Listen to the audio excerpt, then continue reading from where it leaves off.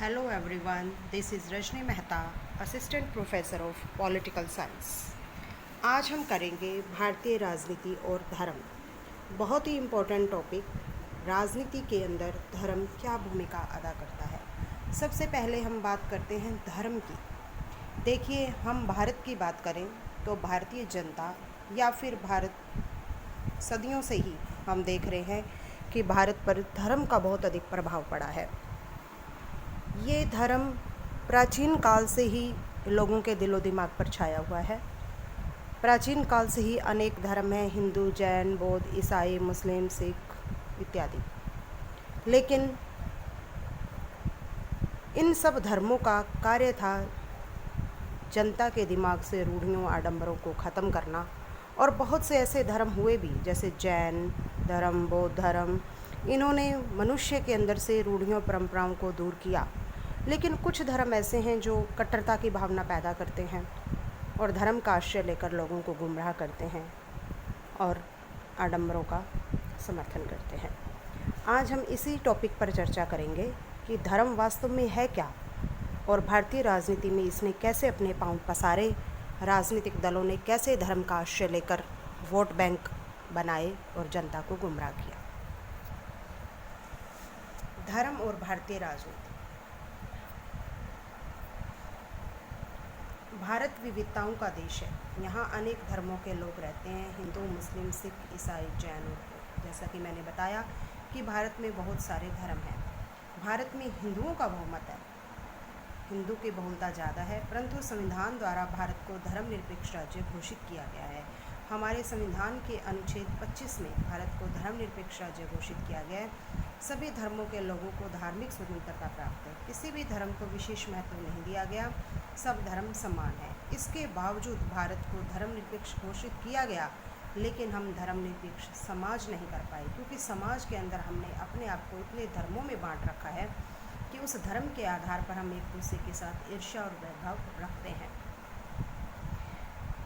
समाज में धर्म के आधार पर विभिन्न प्रकार के तनाव देखने को मिलते हैं। धर्म के आधार पर विभिन्न प्रकार के संकट आए, चाहे अयोध्या विवाद हो, गुजरात के दंगे हों, जम्मू कश्मीर के अक्षरधाम मंदिर पर हमला हो, बहुत से तनाव धर्म के आधार पर देखने को मिले। और भारत में धर्म, भारतीय राजनीति में तो धर्म इस कदर प्रवेश कर चुका है कि कुछ सीमा तक हम कह सकते हैं कि धर्म का राजनीतिकरण हो चुका है, यानी कि राजनीति में धर्म ने प्रवेश कर लिया है और धर्म के आधार पर राजनीतिक दल वोट मांगते हैं और जनता को गुमराह करते हैं और धर्म के नाम पर दंगे करवाते हैं, जिसे हम सांप्रदायिकता भी कहते हैं। एक कवि हुए थे जिन्होंने कहा था, धरती की सुलगती छाती पर बेचैन शरारे पूछते हैं, कुछ लोग जो सच बतला न सके वो खून के धारे पूछते हैं, ऐ रहबरे मुल्को कौम बता ये किसका लहू है कौन मरा। यानी कि गुजरात के अंदर इतने दंगे हुए धर्म के आधार पर, इतना लहू बहा। तो एक राइटर हुए हैं रजनीश, जिन्होंने एक न्यूज़पेपर के अंदर ये कुछ लाइनें बोली थी। धर्म का अर्थ। अब बात करते हैं धर्म वास्तव में है क्या।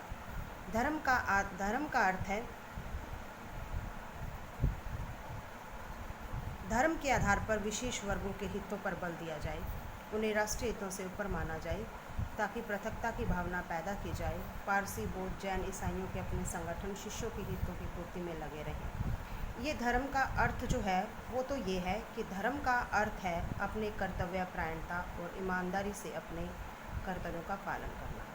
लेकिन जब धर्म के आधार पर विशेष वर्गों के हितों पर बल दिया जाए और उन्हें राष्ट्रीय हितों से ऊपर माना जाए तो हम उसे कहते हैं सांप्रदायिकता।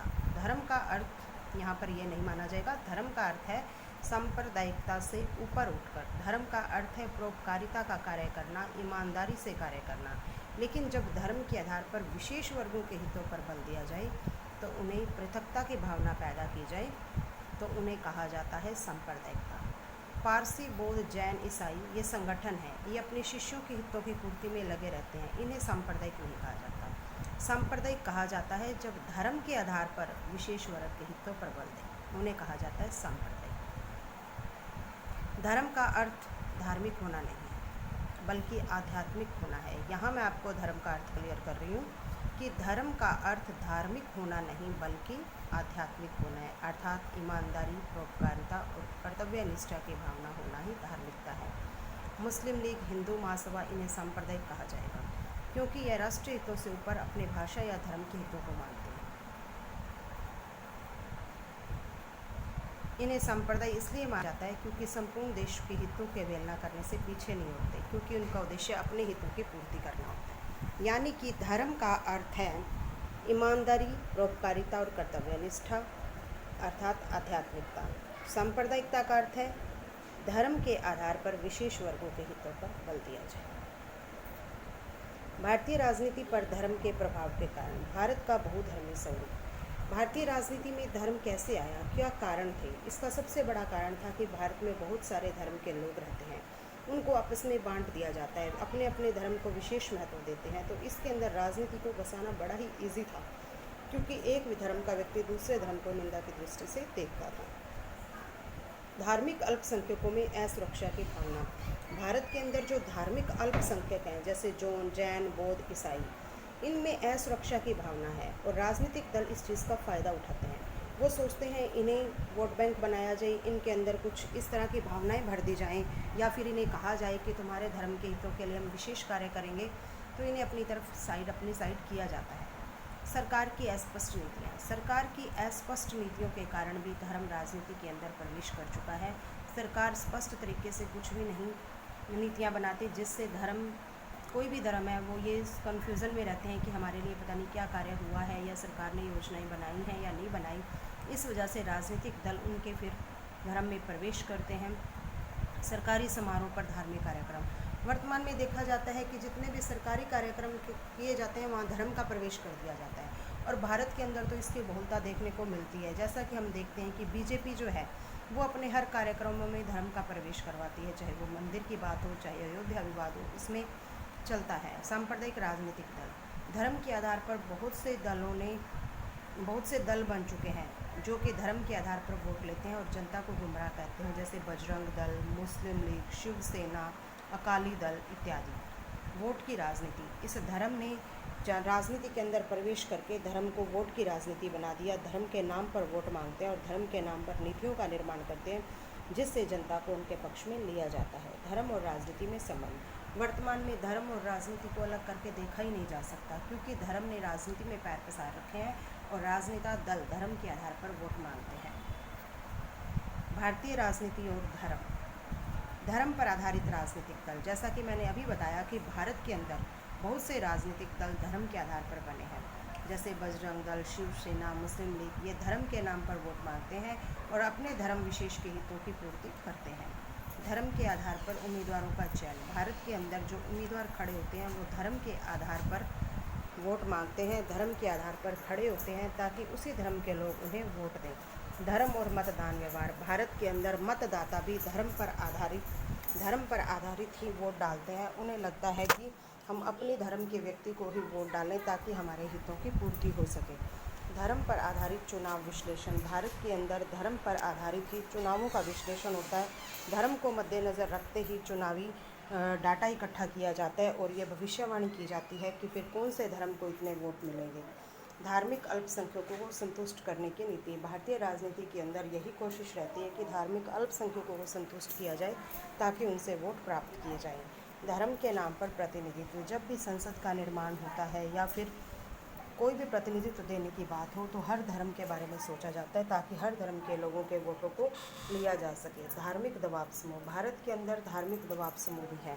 धर्म के आधार पर अपने हितों में कानूनों का निर्माण करवाते हैं, अपने धर्म के नाम पर कार्यक्रम और नीतियाँ निर्धारित करवाते हैं ताकि उनके धर्म को विशेष महत्व दिया जाए। धर्म और निर्णय प्रक्रिया। हमारे राजनीतिक दल, संसद या मंत्रिमंडल जब कोई निर्णय करता है तो वो विशेष धर्म को भी सामने रखते हैं कि सभी धर्म के हितों की पूर्ति हो सके। दुष्परिणाम। जैसा कि मैंने आपको बताया कि इस धर्म के बिना हमारी भारत की राजनीति चलने ही मुश्किल हो गई है, क्योंकि धर्म के आधार पर वोट मिलते हैं। आप देखना, जब भी चुनाव आते हैं, जो राजनीतिक दल अपना प्रचार करने जाते हैं तो वो किसी न किसी बाबा का आशीर्वाद लेने जाते हैं। क्या ये सही है?